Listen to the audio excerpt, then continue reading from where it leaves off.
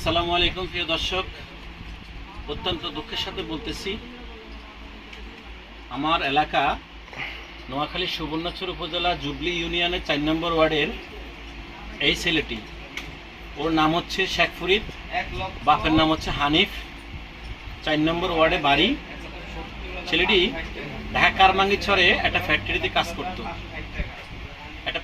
কাজ করতো। ছেলেটি আজ থেকে ৪ দিন আগে বাড়ি যাওয়ার জন্য উদ্দেশ্যে রওনা হয়েছে। আর ৪ দিন পরে যখন ওর নাম্বার বন্ধ থাকার কারণে লাস্ট ট্রেকিং যখন দেওয়া হয়েছে সিলেট মৌলভীবাজারে, ওই ট্রেকিংটা পাওয়া গেছে। লাস্ট ট্রেকিং হচ্ছে সিলেট মৌলভীবাজারে।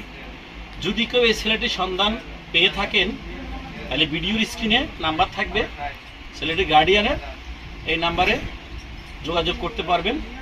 সকলে ভিডিওটা বেশি বেশি করে শেয়ার করে দেবেন যেন ছেলেটির সন্ধান পাওয়া যায়।